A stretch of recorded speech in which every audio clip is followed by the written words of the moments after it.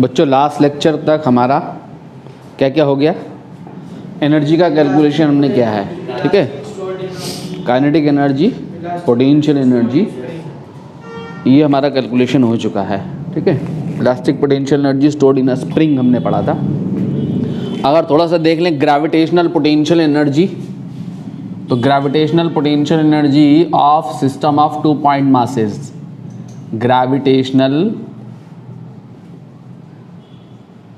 Potential energy, अगर हमने 2 point masses के, 2 मासेस के सिस्टम की, अगर 2 मासेस हैं m1 और m2, एक दूसरे से r डिस्टेंस पर सेपरेटेड हैं, तो इनकी जो सिस्टम की जो ग्रेविटेशनल पोटेंशियल एनर्जी होगी वो क्या होगी, minus of g m1 m2 upon r होगी। वेयर r क्या है, डिस्टेंस बिटवीन द मासेस है। कहाँ पढ़ेंगे हम इसको, इस एक्सप्रेशन को हम बाकायदा ड्राइव करेंगे in last chapter of first book यानी ग्रेविटेशन में, ठीक है।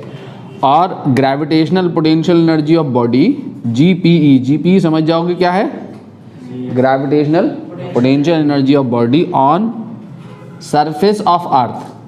अगर अर्थ की सरफेस पे कोई बॉडी है तो उसकी ग्रेविटेशनल पोटेंशियल एनर्जी क्या होती है बच्चों, अर्थ की सरफेस पे 0 नहीं होती है, ठीक है। अगर ये r रेडियस है तो यहाँ पे अगर m मास की बॉडी अर्थ की सरफेस पे, तो अर्थ की सरफेस पे जो ग्रेविटेशनल पोटेंशियल एनर्जी है वो होती है GMEM अपॉन RE, ठीक है। ME क्या है, ME mass of earth, RE क्या है, रेडियस ऑफ अर्थ है, और स्मॉल m क्या है, मास ऑफ बॉडी है। कहाँ पर है ये बॉडी की gravitation potential energy, on earth surface, ठीक है। और अगर हमें एट हाइट h निकालनी हो, कहाँ निकालनी हो, एट हाइट h, इसी में निकालनी हो, एट हाइट h, अर्थ की सरफेस से अगर h हाइट पे बॉडी की ग्रेविटेशनल पोटेंशियल एनर्जी निकालनी है, ये ड्राइव करेंगे हम बाकायदा बच्चों हैं। अगर ये r रेडियस है अर्थ का, ठीक है, अर्थ की सरफेस से कहाँ चले गए, h हाइट पे अगर कोई बॉडी है तो इसकी जो ग्रेविटेशनल पोटेंशियल एनर्जी होगी h हाइट पे वो कितनी होगी बोलो, minus of GMEM upon RE plus h। ये h हाइट पे है, ठीक है। और अगर हम चेंज निकालेंगे ना, चेंज निकालें तो कहाँ पे ज़्यादा है पोटेंशियल एनर्जी, बताओ तो सही, h हाइट पे ज़्यादा है या सरफेस पे ज़्यादा है, h हाइट पे ज़्यादा है, ठीक है। डिनोमिनेटर क्या हो गया, यहाँ बढ़ गया है, तो वैल्यू घट गई है, बट कहाँ घटी है, नेगेटिव में। अगर ये -100 है तो ये -10 है, कौन ग्रेटर होगा, -10 या -100, -10, तो ये बड़ा है, ठीक है। तो h हाइट पे पोटेंशियल एनर्जी, जैसी सरफेस से h हाइट पे जाते हैं तो पोटेंशियल एनर्जी इंक्रीज होती है। तो चेंज अगर हम निकालें, क्या निकालें, ये कहाँ निकाली हमने, सरफेस पे, ये कहाँ निकाली हमने, h हाइट पे, UH। तो चेंज इन पोटेंशियल एनर्जी निकालें, तो चेंज इन PE निकालें, किसमें, किसमें चेंज बोलो, h हाइट पे ज़्यादा है ना, h हाइट से, सरफेस से h हाइट तक जाने में बॉडी की पोटेंशियल एनर्जी में कितना चेंज आया। अगर हम ये निकालते हैं और ये दोनों वैल्यूज़ रखें यहाँ और चेंज निकालेंगे तो ये आता है, सुनो मेरी बात ध्यान से, ये सब काम हम डेरिवेशन के तौर पे करेंगे ग्रेविटेशन में। जब आप UH, ये UH यहाँ रखोगे ना, कितना है UH, GMEM upon RE plus H, और जब यहाँ पे ये रखोगे माइनस ऑफ दिस, तो ये माइनस माइनस प्लस हो जाएगा ना, प्लस GMEM अपॉन RE, ठीक है। तो तब ये आपका चेंज इन पोटेंशियल एनर्जी आता है, कितना आता है, mgh upon 1 plus h upon RE। इतना पोटेंशियल एनर्जी बॉडी की क्या हो गई, बढ़ गई।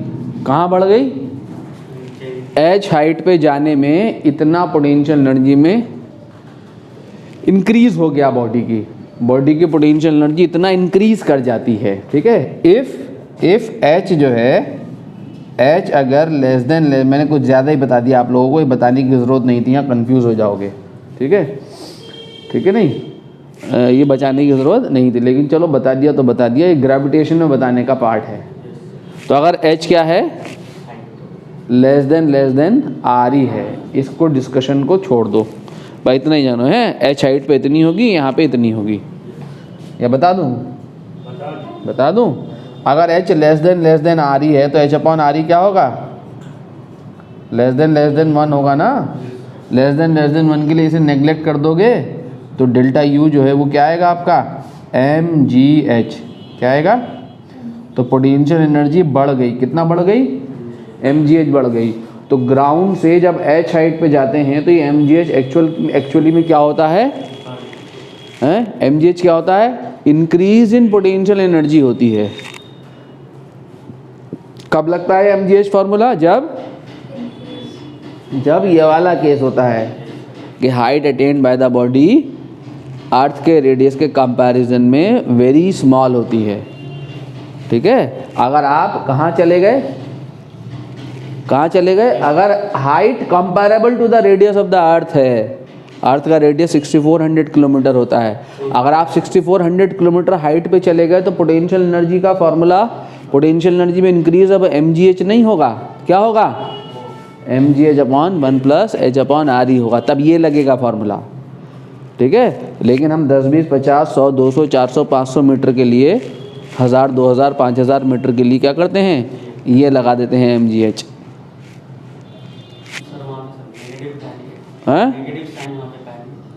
Negative gravitation potential energy always negative होती है, gravitation potential energy always negative होती है। सबसे ज़्यादा कहाँ होती है ग्रेविटेशनल पोटेंशियल एनर्जी, इन्फिनिटी पे, कितनी होती है, 0, ठीक है। अब ऑलवेज नेगेटिव होती है ग्रेविटेशनल पोटेंशियल एनर्जी,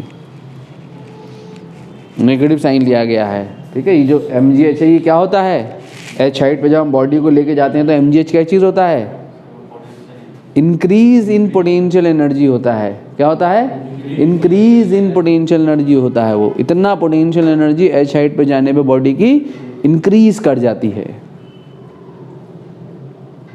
ठीक है।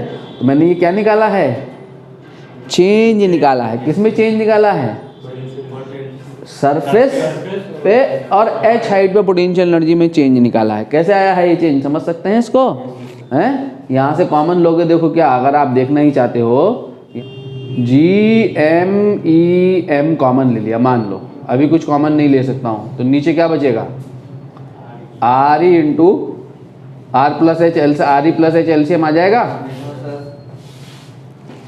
बोलो।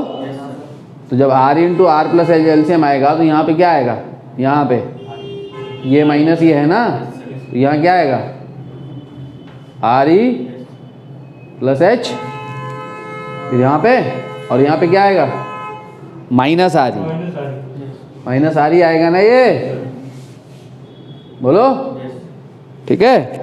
तो RE से RE कट गया।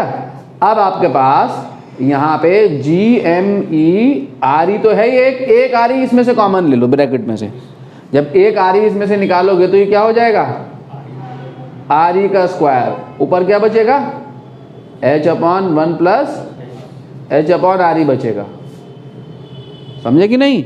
और ये m भी है यहाँ, ये m भी है ना। अब ये क्या है, GM अपॉन R स्क्वायर, बताओ, ये तो 9th क्लास में ही पढ़ा है आपने, GM अपॉन R स्क्वायर क्या होता है, small g, acceleration due to gravity 9.8 metre पर सेकंड स्क्वायर। तो क्या आया ये, mgh upon 1 plus h upon RE, यहाँ से आता है चेंज, ठीक है। इसको मैंने g रखा है, g, ठीक है। तो ये पोटेंशियल एनर्जी में चेंज है, किसकी पोटेंशियल एनर्जी चेंज है, अर्थ h हाइट पे और सरफेस पे पोटेंशियल एनर्जी में चेंज है। कितना होता है, mgh upon 1 plus h upon RE, इतना पोटेंशियल एनर्जी बढ़ जाती है जब बॉडी h हाइट पे जाती है। अगर अर्थ के बराबर रेडियस, अर्थ के रेडियस के बराबर हाइट पे चले गए तो कितना बढ़ जाएगी energy, mgr upon 2, r upon r करोगे ना, h की जगह r डाल दोगे, यहाँ भी r यहाँ भी r, तो mgr अपॉन 2। तो अगर आप अर्थ के रेडियस के बराबर हाइट पे चले गए तो पोटेंशियल एनर्जी कितना होगी, mgr/2, और इससे लगाया तो क्या आएगी, mgr आएगी। तो ये कब लगता है फॉर्मूला, जब height attain by the body is less than the radius of the अर्थ, तब mgh लगाते हैं, mgh बढ़ जाती है एनर्जी। और जब हाइट अटेन रेडियस के कंपैरेबल होगी तो mgh नहीं लगेगा, क्या लगेगा, mgh/1 + h/re। समझे कि नहीं, ठीक है। ये सब काम हम ग्रेविटेशन में भी करेंगे। Now gravitational potential, electric potential energy of electrical potential energy of system of 2 point masses, potential energy of system of 2 point masses। अगर हम 2 पॉइंट मासेस के सिस्टम की पोटेंशियल एनर्जी निकालें तो क्या है, जरा देखो तो सही। अगर 2 मासेस है ना, अगर sorry not the masses, system of point charges. अब ये कैलकुलेशन हमसे 11th में नहीं पूछेगा, ये कैलकुलेशन हमसे पूछेगा 12th में, चार्जेस के सिस्टम की पोटेंशियल एनर्जी का कैलकुलेशन है। लेकिन अगर यहीं पर अगर हम पढ़ लें, अगर 2 चार्जेस हैं, एक चार्ज है Q1 और एक चार्ज है क्या Q2, r डिस्टेंस पे हैं, तो इनकी पोटेंशियल एनर्जी होती है कितनी, 1/4πε0 Q1 Q2/r, ठीक है, ये होती है। जहाँ 1/4πε0 की वैल्यू होती है कितनी, 9 × 10⁹ कितनी होती है, 9 × 10⁹।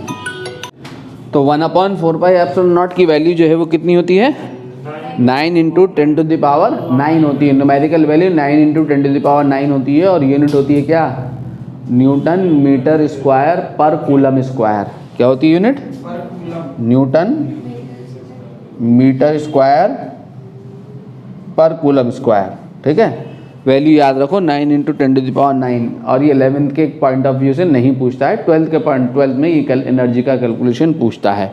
बहरहाल हमें यहाँ जो 2 मेन एनर्जीज़ के जो कैलकुलेशन करने हैं वो करने हैं कौन, इलेक्ट्रिक पोटेंशियल, जो करना है कौन, kinetic energy and elastic potential energy and gravitational potential energy. ये वाली पोटेंशियल एनर्जीज हमें यहाँ पढ़नी है, 2 पोटेंशियल एनर्जीज हमें यहाँ पढ़नी है 11th क्लास में। 12th क्लास में जाके पढ़नी है हमने ये potential energy of a system of point charges, क्योंकि मैंने क्या कहा था कि पोटेंशियल एनर्जी डिफाइंड है किसके लिए, कंजर्वेटिव फोर्स सिस्टम के लिए। चूँकि चार्जेस के बीच में फोर्स कंजर्वेटिव नेचर का है, इसलिए चार्जेस के जिस सिस्टम में जो स्टोर्ड होगी एनर्जी, वो कौन सी एनर्जी स्टोर्ड होगी, इसलिए पोटेंशियल एनर्जी स्टोर्ड होगी यहाँ पर, ठीक है, ठीक है, नहीं क्लियर हो गया, ठीक। नाउ आगे बढ़ते हैं।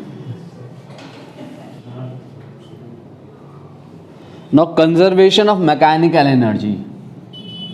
कंजर्वेशन ऑफ एनर्जी तो आपने पढ़ा है ना,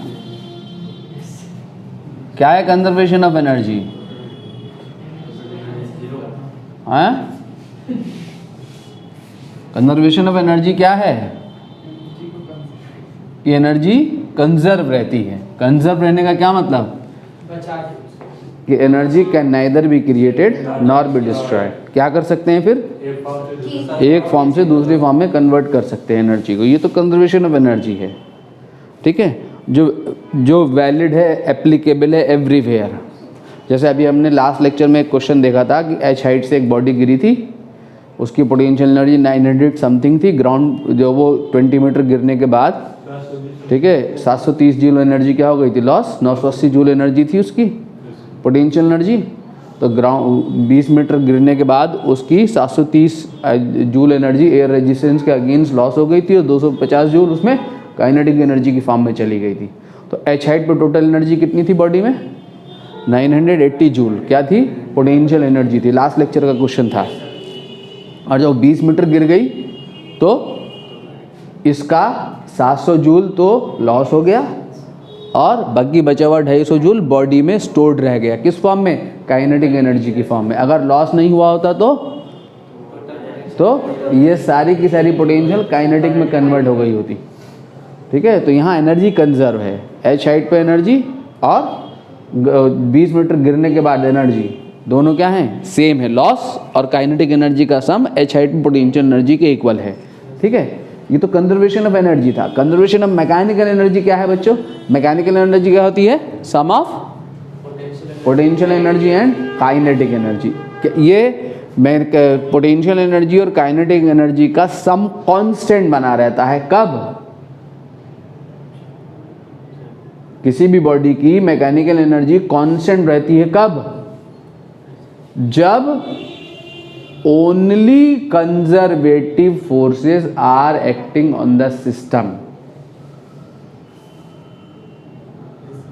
जब only conservative forces are acting on the system, और अगर कंजर्वेटिव फोर्स के अलावा कोई और फोर्स एक्ट कर रहा है सिस्टम के ऊपर, तो उस फोर्स के लिए किया गया वर्क डन क्या होना चाहिए? 0। यानी सिस्टम पे सिर्फ और सिर्फ एक ही फोर्स वर्क करे, वो फोर्स कौन हो? कंजर्वेटिव फोर्स हो। अगर सिस्टम पे सिर्फ कंजर्वेटिव फोर्स के द्वारा वर्क डन हो रहा है, तो सिस्टम की मैकेनिकल एनर्जी क्या बनी रहेगी? कांस्टेंट बनी रहेगी। एक भी नॉन कंजर्वेटिव फोर्स एक्ट कर गया तो वो नॉन कंजर्वेटिव फोर्स जो होगा वो बॉडी की एनर्जी को लॉस करा देगा in the form of heat, in the form of sound या इन एनी अदर फॉर्म। तो mechanical energy of the system constant नहीं रह सकती। ठीक है, तो conservation of mechanical energy principle valid हमारा तभी है जब only conservative force is doing work on the system and work done by all other forces acting on the system is equal to क्या है? 0। तो वहां पर मैकेनिकल एनर्जी क्या बनी रहेगी? कांस्टेंट बनी रहेगी। यानी क्या है? If only conservative forces are acting on the system, are acting on the system, system पे क्या एक्ट कर रहे हैं? ओनली कंजर्वेटिव फोर्सेज, और कंजर्वेटिव फोर्स के अलावा कोई और वर्क फोर्स एक्ट कर रहा है तो उसके लिए वर्क डन नहीं मिलना चाहिए। ठीक है, and work done by all other forces, and work done by all other forces acting on the system,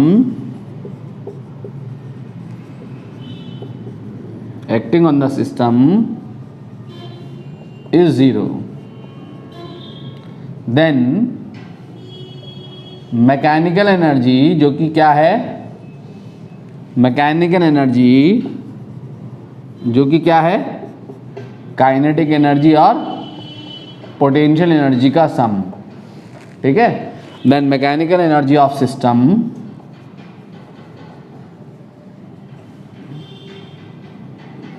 remains constant।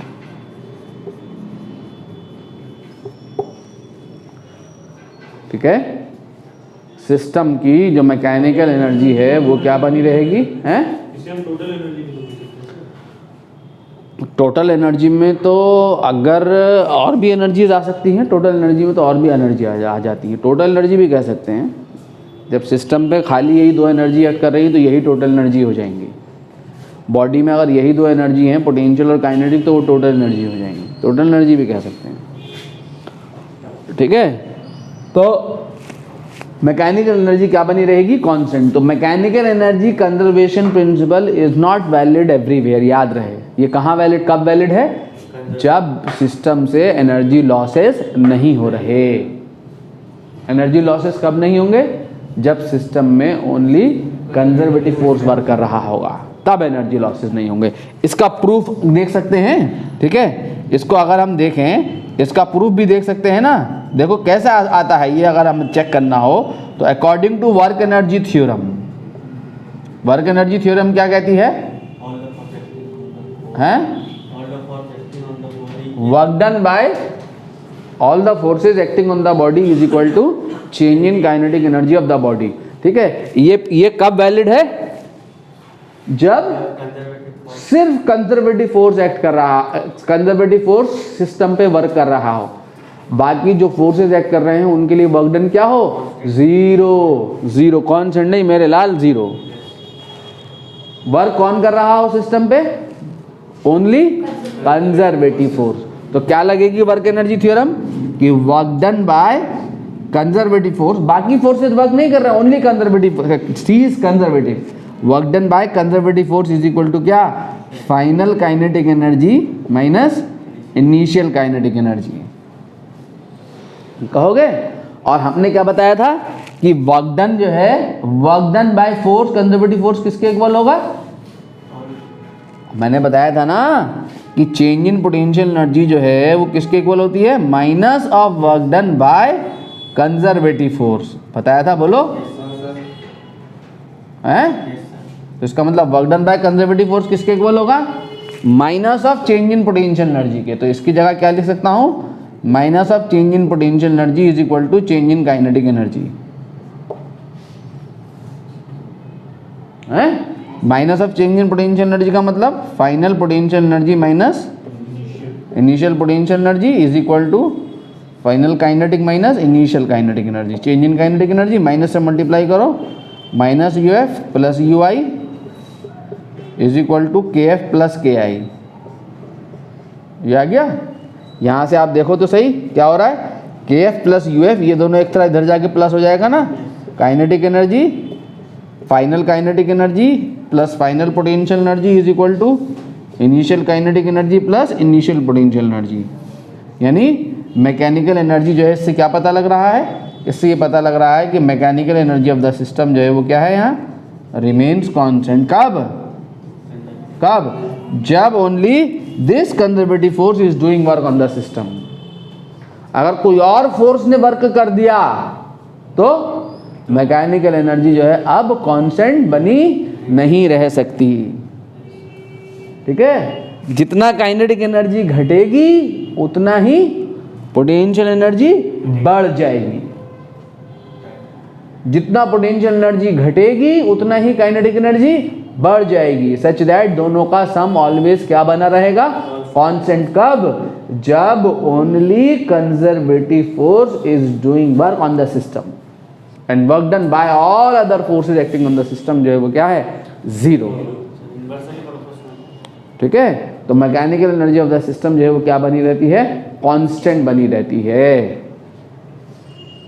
ठीक है, एक नोट देख लें। नोट क्या है,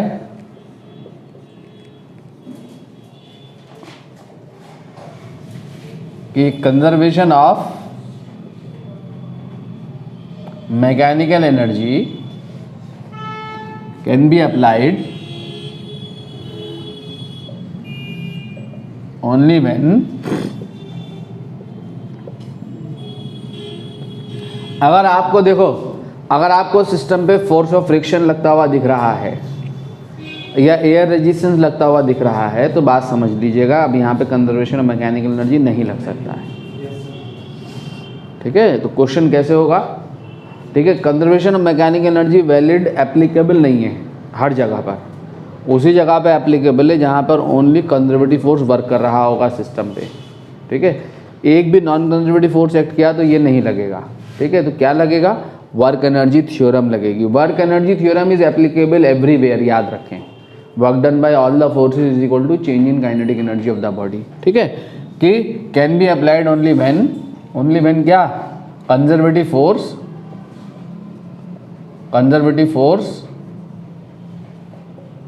is doing work on the system।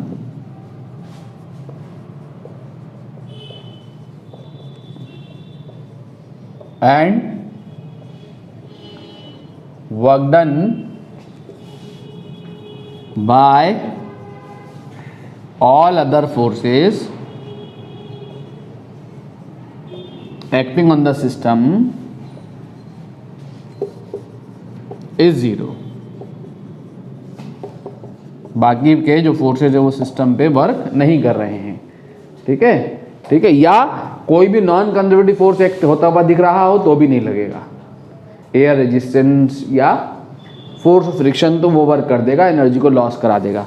ठीक है, तो इन दिस केस जब ये वैलिड होगा तो इन दिस केस क्या होगा कि कोई एक एनर्जी डिक्रीज करेगी, some energy decreases and some any other increases. ठीक है, सम एनर्जी क्या decreases and some any other increases. मतलब क्या है कि मतलब क्या है, या तो काइनेटिक एनर्जी घटेगी या बढ़ेगी। अगर काइनेटिक घटेगी तो पोटेंशियल बढ़ेगी। अगर सिस्टम में दो बॉडीज हैं तो दो बॉडीज में ऐसा हो रहा होगा, किसी एक की पोटेंशियल बढ़ रही हो, दूसरे की घट रही हो, एक की काइनेटिक बढ़ रही हो, दूसरे की घट रही हो। तो problem can be solve by equating. कैसे सॉल्व कर सकते हैं प्रॉब्लम को? Can be solved by equating increased and decreased. समझ गए मेरी बात को? क्या कहा मैंने? यानी जो एनर्जी घट गई, यानी decrease in energy is equal to क्या कर दो, decrease in energy is equal to क्या कर दो, इंक्रीज इन एनर्जी। डिक्रीज और इंक्रीज को इक्वेट करा दो। ठीक है, अगर दो बॉडी है, एक बॉडी ए की काइनेटिक एनर्जी घटी 10 जूल और पोटेंशियल एनर्जी बढ़ी 20 जूल, तो 10 + 20 पोटेंशियल एनर्जी घटी 10 जूल और काइनेटिक एनर्जी घटी 30 जूल, तो टोटल कितना डिक्रीज हो गई? 40 जूल। जी मुस्तफा सर तो नहीं बताइए। ठीक है, तो प्रॉब्लम को सॉल्व कर सकते हैं हम कैसे? By equating decrease and increase. ठीक है, जो जो एनर्जी डिक्रीज कर रही हैं उनका सम एक साइड और जो जो एनर्जी इंक्रीज कर रही हैं उनका सम एक साइड, दोनों को इक्वेट करा दो, प्रॉब्लम सॉल्व हो जाएगी। ठीक है, अगला है दूसरा नोट, हमारे पास दूसरा पॉइंट है। ठीक, तो ये कहाँ वैलिड है? सिर्फ कंजर्वेटिव फोर्सेस के लिए वैलिड है। वर्क एनर्जी थ्योरम जो है हमारी, जो हमने वर्क एनर्जी थ्योरम पढ़ी थी लास्ट लेक्चर में, वो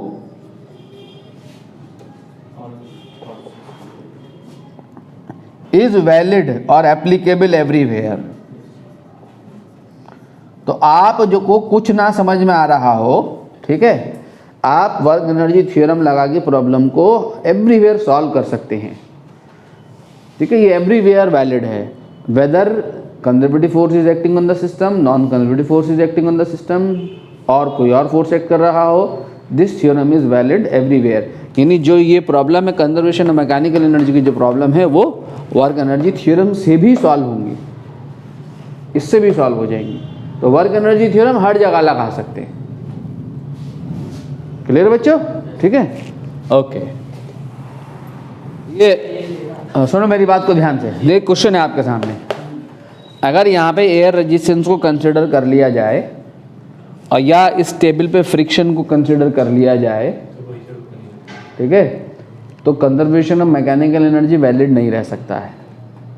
अगर इसको आप इस क्वेश्चन को कंजर्वेशन ऑफ मैकेनिकल एनर्जी करना चाहते हैं, जैसे क्वेश्चन ये है कि system is release from rest. Question क्या है पहले ये समझो, system is released from rest. जब स्ट्रिंग टाइट थी, टाइट स्ट्रिंग थी, रेस्ट से सिस्टम रिलीज हुआ।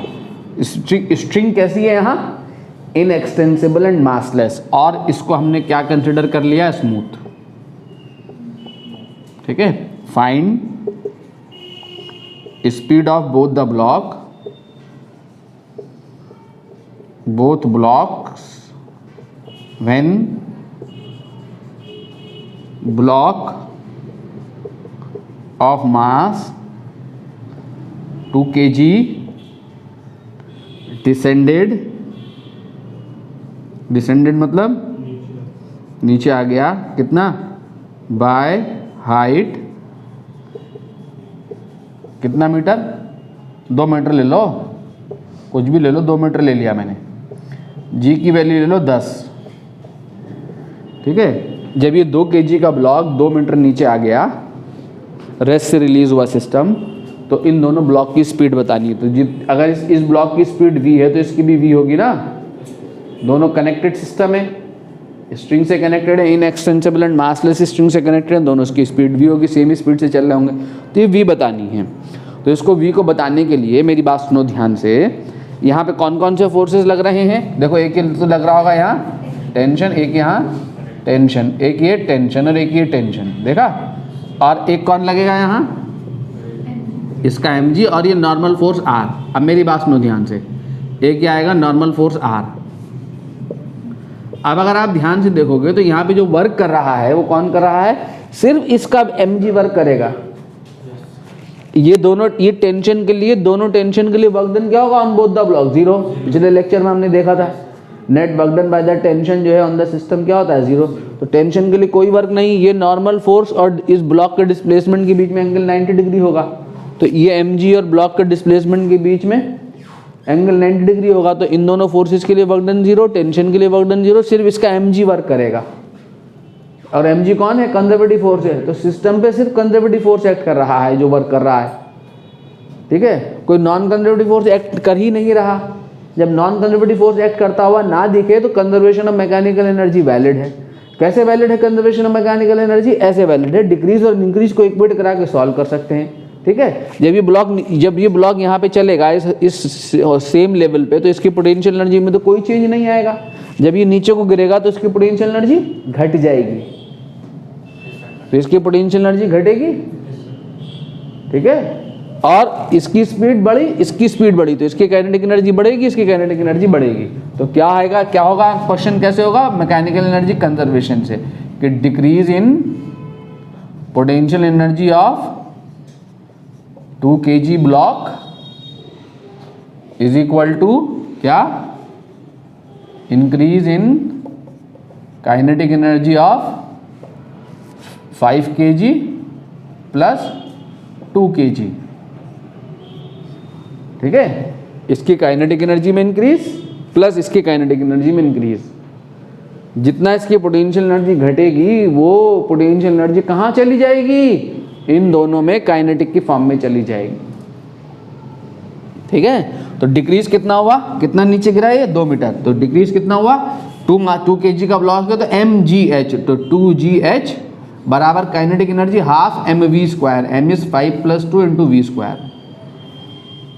ठीक है। तो 2 × 10 × 2 is equal to half × 7 × v square, तो v स्क्वायर जो है आपका कितना आ जाएगा, 2 × 10 × 2 × 2 upon 7,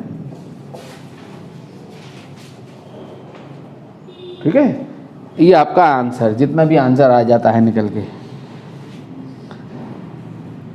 v square is equal to जो है कितना आ जाएगा, 80/7, √80/7, √80/7 का 4√5/7, इतना मीटर पर सेकंड स्पीड आ गई।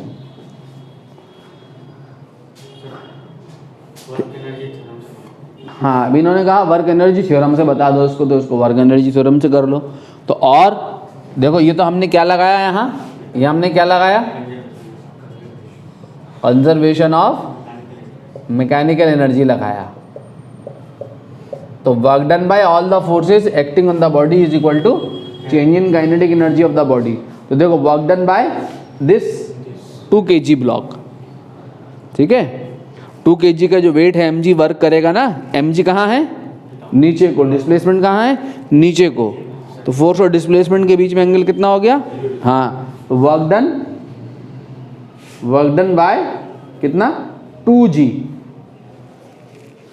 और इसका ये वर्क डन बाय टेंशन कितना होगा, दोनों टेंशन के लिए work done on both the block 0, work done bye 5g कितना होगा, 0, work done by normal force कितना होगा, 0। तो कोई फोर्स वर्क नहीं कर रहा है, सिर्फ कौन कर रहा है, ये कर रहा है, is equal to change in kinetic energy, यानी क्या, final kinetic energy of the system minus initial kinetic energy of the system,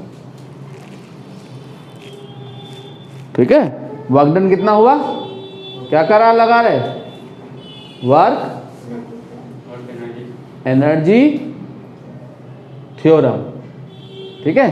तो वर्क डन कितना हो गया, mg, तो फोर्स हो गया, और डिस्प्लेसमेंट कितना हो गया, h, तो 2gh is equal to increase in kinetic energy कितनी हो गई, 5 + 2v², और इनिशियल काइनेटिक एनर्जी क्या है 0, क्योंकि सिस्टम रेस्ट से चला। देखो वही आ गई इक्वेशन सेम, वही आ गया, अरे वही तो आ गया ना भाई। तो वही आपकी स्पीड मिल जाएगी अगेन 4√5/7।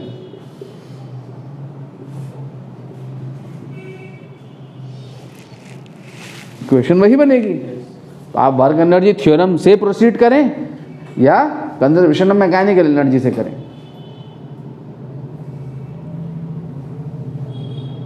समझे कि नहीं। लेकिन अगर यहाँ पर सुन लो, अगर यहाँ पर इसको स्मूथ वाला खेल खत्म हो जाए, क्या कहा मैंने, नोट हो गया है। अगर यहाँ पर मैं फ्रिक्शन कंसिडर कर लूं μ = 0.2, ठीक। अब जो है कितना वर्क, कितना पोटेंशियल एनर्जी डिक्रीज करी इसकी 2gh, 2 is 2, g is 10 and h is 2, कितना 40 जूल एनर्जी डिक्रीज कर गई पोटेंशियल एनर्जी। जब ये 2 मीटर नीचे गिरेगा तो 40 जूल डिक्रीज कर गई। यही 40 जूल कहाँ चली गई, दोनों में काइनेटिक फॉर्म में चली गई थी जब ये स्मूथ था। लेकिन अब क्या होगा कि इस 40 जूल में से कुछ एनर्जी इस फ्रिक्शन के अगेंस्ट लॉस हो जाएगी, बॉडी ब्लॉक को चलाने में, फ्रिक्शन के अगेंस्ट काम करने में लॉस हो जाएगी। फ्रिक्शन एनर्जी को लॉस करा देगा। किस फॉर्म में लॉस करा देगा, हीट की फॉर्म में या किसी और फॉर्म में। जब लॉस हो जाएगी तो ये mechanical energy conservation principal apply नहीं हो सकता, ठीक है। अब ये दूसरा अनदर क्वेश्चन हो गया आपके पास, ठीक है। अब क्या लगेगा यहां, ओनली वर्क एनर्जी थ्योरम। और वर्क एनर्जी थ्योरम अब कैसे लगेगी कि आपके पास जो है ये नॉर्मल फोर्स कितना है बोलो 5g, 5 × 10 कितना हो गया नॉर्मल फोर्स 50 न्यूटन, ये नॉर्मल फोर्स ना। तो यहाँ पे जो फ्रिक्शन जाएगा बैकवर्ड कितना जाएगा, Fk = ये काइनेटिक फ्रिक्शन है मान लो, Fk = μk × r आएगा ना। तो Fk काइनेटिक फ्रिक्शन कितना हो गया μk r, μk कितना लिया हमने 0.2 × 50, कितना आ गया ये है 1 न्यूटन, 1 न्यूटन 10 न्यूटन 10 न्यूटन, ये 10 न्यूटन आपका काइनेटिक फ्रिक्शन आ गया। अब आपको स्पीड निकालनी है अगेन बोथ द ब्लॉक।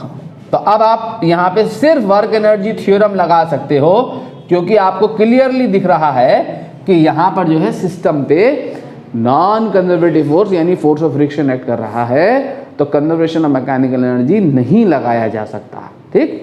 तो work done bye 2 kg on the block on the system, work done bye 2g mg plus work done by friction, ठीक है, work done by friction. Work done by this 5g is 0, work done by this normal force is 0। क्यों, क्योंकि इसके और इसके displacement कहाँ है 90 degree पे है। Work done by both the tension is 0, सिर्फ दो ही फोर्स वर्क कर रहा है, is equal to change in kinetic energy of the body, यानी final kinetic energy minus initial kinetic energy, ठीक है। तो वर्क डन बाय mg कितना है 2gh, और वर्क डन बाय फ्रिक्शन कितना है माइनस ऑफ Fk × s। क्यों, क्योंकि फोर्स और डिस्प्लेसमेंट के बीच का एंगल, डिस्प्लेसमेंट इधर है फोर्स इधर है, फोर्स और डिस्प्लेसमेंट के बीच का एंगल कितना है 180 डिग्री, cos 180 कितना होता है -1, Fs cos अब 180 लगाओगे तो cos 180 -1, ठीक है, ठीक है, is equal to final kinetic energy half into कितना 2 + 5 × v²। रखो यहाँ 2 × 10 × 10 माइनस कितना है F10 इंटू, और डिस्प्लेसमेंट कितना है, जितना ब्लॉक 2 मीटर नीचे चलेगा तो ये 2 मीटर आगे चलेगा, इंटू 2 इज इक्वल टू कितना 7/2 v²। है 2 × 10 × 2, हाँ 2 × 10 × 2 2 मीटर, h यहाँ 2 मीटर होगा, ठीक है। तो ये कितना हो गया 40 - 20 कितना आया 20, तो 20 इज इक्वल टू 7/2 v²। तो v² इज इक्वल टू आ गया क्या 40/7, ठीक है, यानी v इज इक्वल टू आ गया कितना 2√10/7 इतना मीटर पर सेकंड। तब ब्लॉक की स्पीड ही होगी। यानी इतनी एनर्जी जो होगी 20 जूल एनर्जी लॉस हो गई, ठीक है। 20 जूल एनर्जी फ्रिक्शन के अगेंस्ट लॉस हो रही है। नेगेटिव वर्क डन का मतलब एनर्जी लॉस होता है, ठीक है। तो कितना जूल घटी एनर्जी, कितना जूल घटी, 40 जूल पोटेंशियल एनर्जी घटी। उसमें से 40 जूल में से 20 जूल बॉडी में ही आ गई काइनेटिक की फॉर्म में, और 20 जूल खर्च हो गई फ्रिक्शन के अगेंस्ट काम करने में, ब्लॉक को चलाने में, ठीक है। तब आप यहाँ वर्क एनर्जी थ्योरम लगाएंगे अगर फोर्स ऑफ फ्रिक्शन इत्यादि एक्ट होता हुआ दिख रहा हो। नोट कर लें। Now power,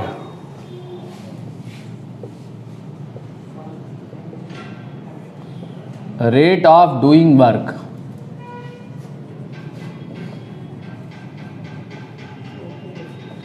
is called power।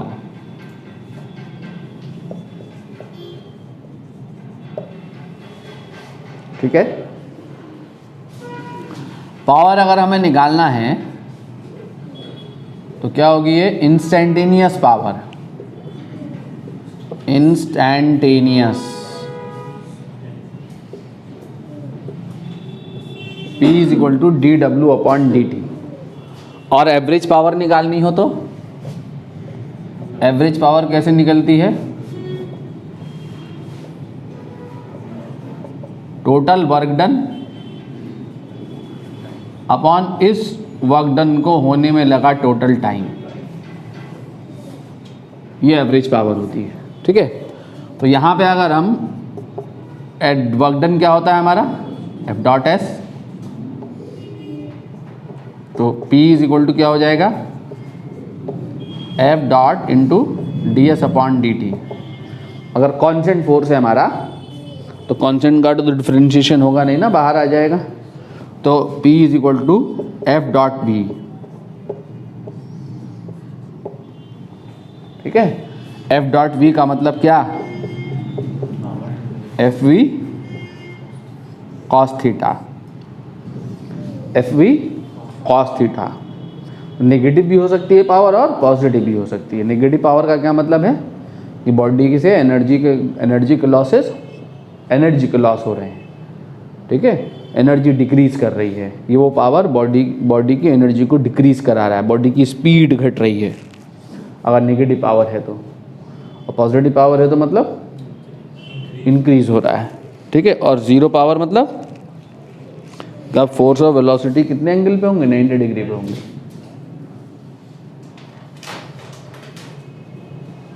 ठीक है। तो rate of doing work by centripetal force क्या होता है, zero. Power of centripetal force क्या होती है, जीरो। क्यों होता है, क्योंकि सेंट्रीपिटल फोर्स और वेलोसिटी के बीच में एंगल कितना होता है, 90 डिग्री होता है, ठीक है। यूनिट ऑफ पावर क्या है, यूनिट ऑफ पावर जूल पर कूलम, सॉरी जूल पर सेकेंड या वाट। वाट इसकी एसआई यूनिट है।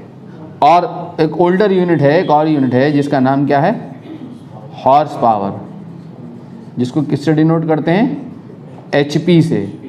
1 horse power is equal to जो है वो कितना होता है, 746 वाट,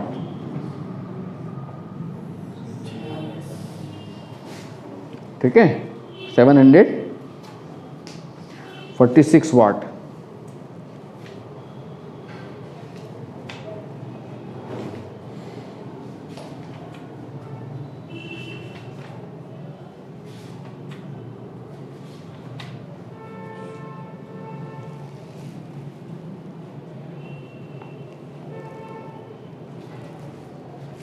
मिटा दूं,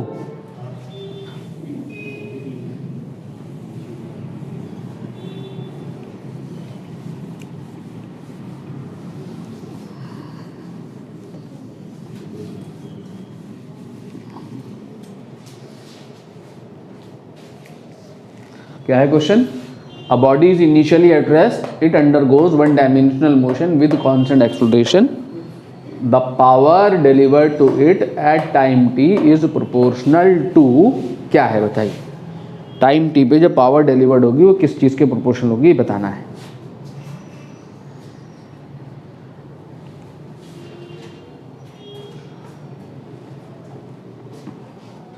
वन टाइम में पावर डिलीवर्ड क्या होगी, एफवी होगी,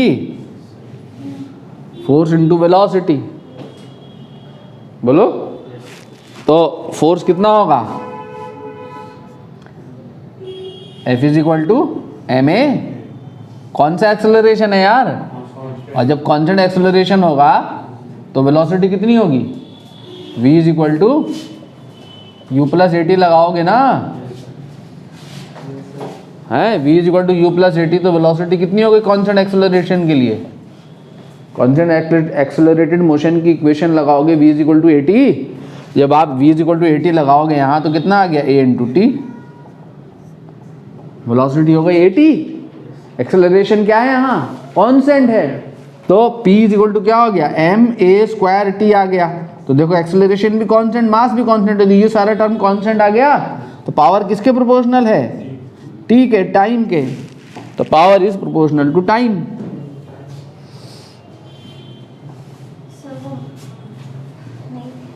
कहाँ थी वो, छोड़ दिया खाना क्या, हाँ छोड़ दिया, क्यों खाने का टाइम कहाँ से लाएंगे, ये देख के लग रहा है उन्हें छोड़ दिया। दवा शुरू कर दी फिर,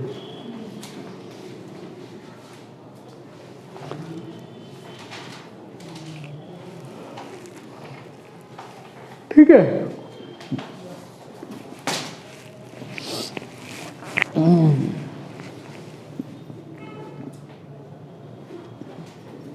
ठीक है, नहीं एक क्वेश्चन और देखें।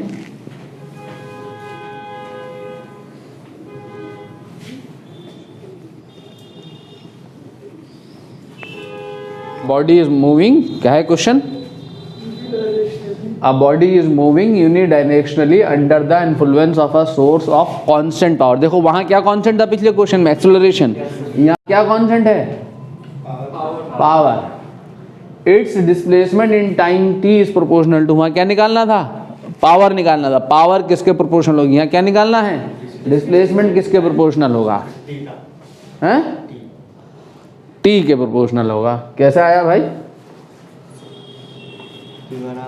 पी ये कांस्टेंट है, तो फोर्स थोड़ी कांस्टेंट है,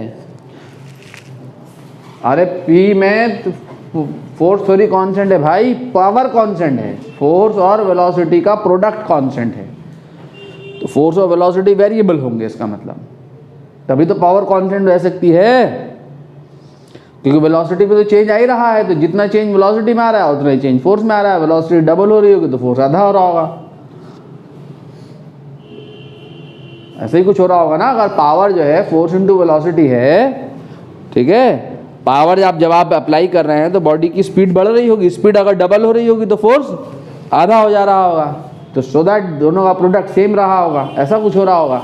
तो फोर्स और पावर वेलोसिटी दोनों वेरिएबल है, पावर कांस्टेंट है, ठीक है, पावर कांस्टेंट है। यहाँ पे t इक्वल टू 0 पे, यहाँ पे बॉडी पे लगाया m मास की बॉडी, इसकी पावर कांस्टेंट है, जो फोर्स लगाया गया है वो कांस्टेंट नहीं होगा फिर, ठीक है। और यहाँ t बराबर 0 पे ये फोर्स लगा और इसकी स्पीड मान लो v बराबर 0 से गेन हो गई कितनी, v बढ़ के v हो गई स्पीड, कितने टाइम में, t टाइम में, और डिस्प्लेसमेंट कितना हो गया इसका, कितना हो गया x, कुछ ऐसा हो गया मान लो,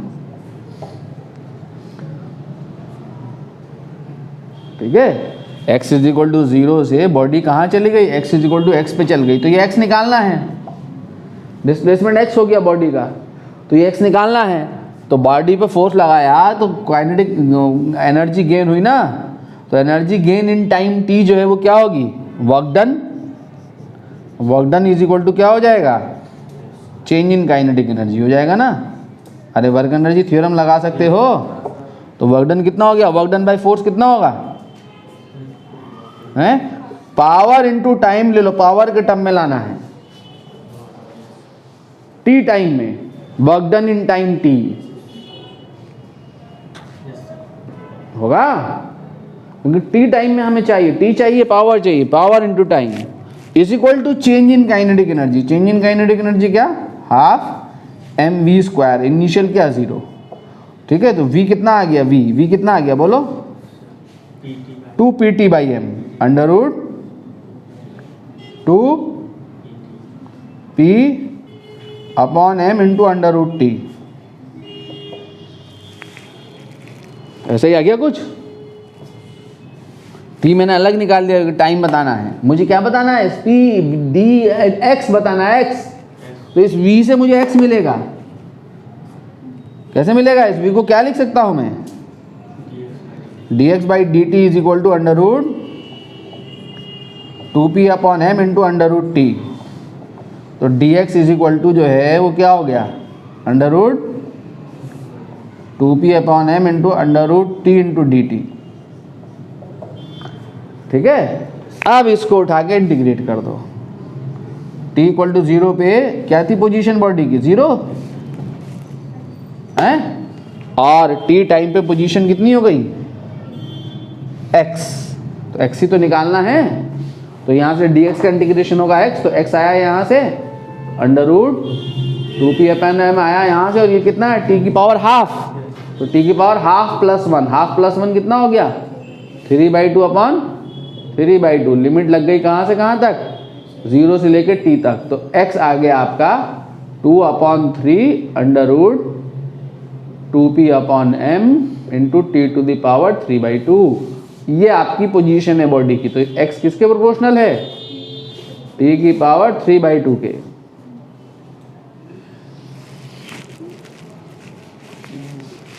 ठीक है, x t की पावर 3/2 के प्रोपोर्शनल है। ये इंपॉर्टेंट क्वेश्चन है।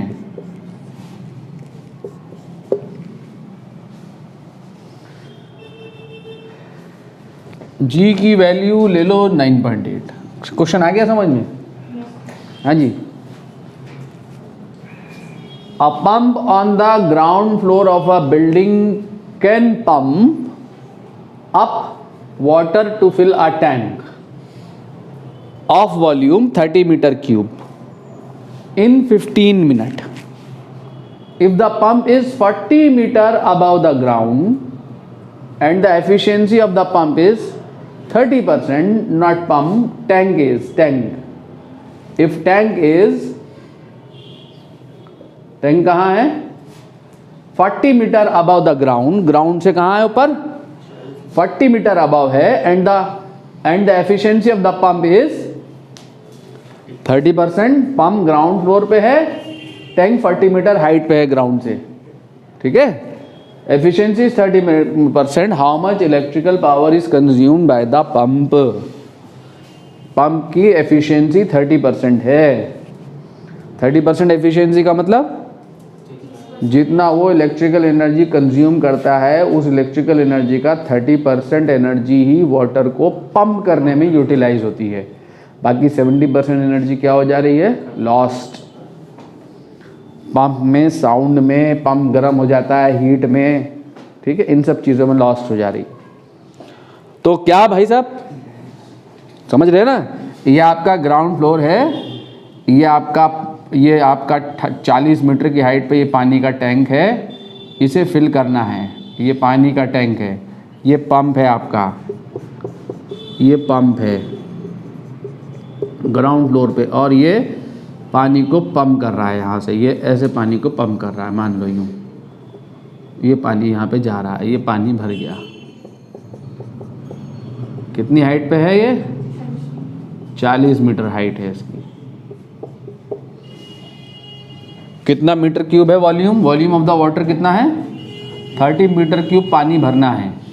तो इसका मास निकाल सकते हो कैसे, वाटर की डेंसिटी तो पता है ना कितनी होती है, 10 टू द पावर 3 kg पर मीटर क्यूब होती है। याद कर सकते हो इस बात को कि वाटर की डेंसिटी जो है वो कितनी होती है, 1000 kg पर मीटर क्यूब होती है। तो इतने मीटर क्यूब मास ऑफ, कितना मास है, तो mass of water to be filled in the tank, तो कितना मास जाएगा वाटर का, वॉल्यूम इनटू डेंसिटी, ठीक है, कितना 3 × 10⁻⁴। ये दोनों मल्टीप्लाई करोगे ना तो 3 इंटू 10⁴ kg इतना पानी आना है। 30,000 kg पानी आना है पंप उसमें टैंक में। 30,000 kg या 30,000 लीटर का टैंक है, ठीक है। तो वर्क डन निकालोगे सबसे पहले, पंप ने कितना वर्क करा होगा, ठीक है। तो work done bye pump in lifting the water कितना होगा, बोलो। इन वाटर को जो लिफ्ट करने में, lifting the water to the tank, lifting water को, पंप वाटर को टैंक तक पहुंचाने में जो वर्क कर रहा है वो कितना कर रहा है, mgh,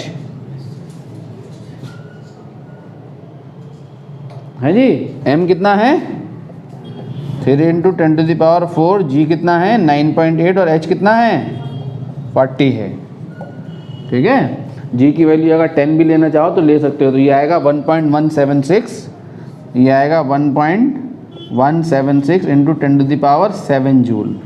कितना ही आ रहा है 1.176 इंटू 10⁷ जूल। इतना पंप ने क्या किया, वाटर को लिफ्ट करने में वर्क किया,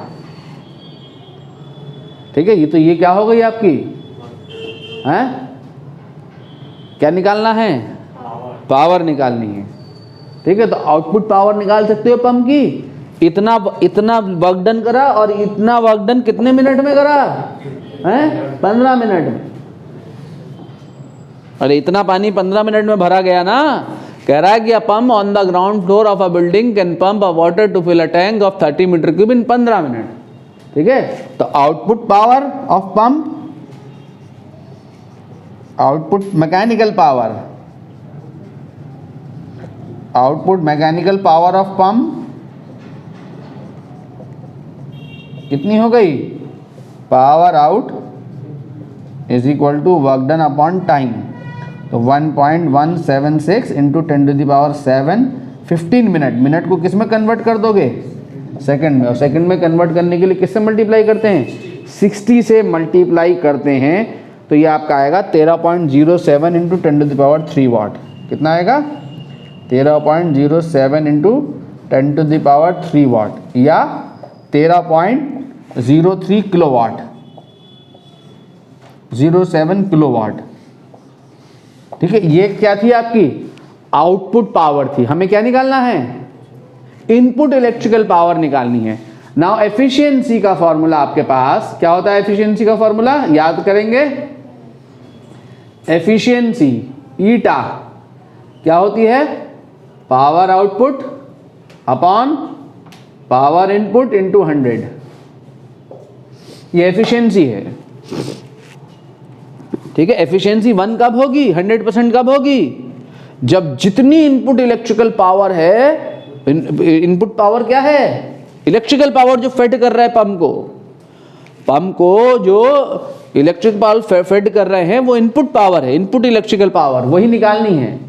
how much electrical power is consumed by the pump, तो इलेक्ट्रिकल पावर जो कंज्यूम करेगा पंप वो इनपुट पावर होगी। इस पावर का कुछ परसेंटेज पानी को ऊपर लिफ्ट करने में खर्च करेगा, बाकी लॉस करा देगा। कितना परसेंटेज खर्च कर रहा है, हमारी यूजफुल पावर कितनी है, ओनली 30% यूजफुल पावर है, 30% एफिशिएंसी है।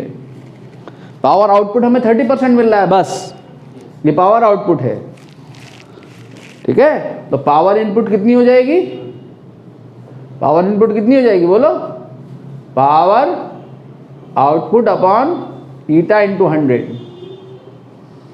ठीक है। तो इनपुट इलेक्ट्रिकल या इलेक्ट्रिकल पावर कंज्यूम्ड आ गई आपकी। तो electrical power consumed is the power input which is equal to power output 13.07 kilowatt में रख दो अपॉन ईटा एफिशिएंसी 30 इंटू 100, ठीक है, ठीक है ना। 130.7/3, 130.7/3 ये इनपुट इलेक्ट्रिकल पावर है।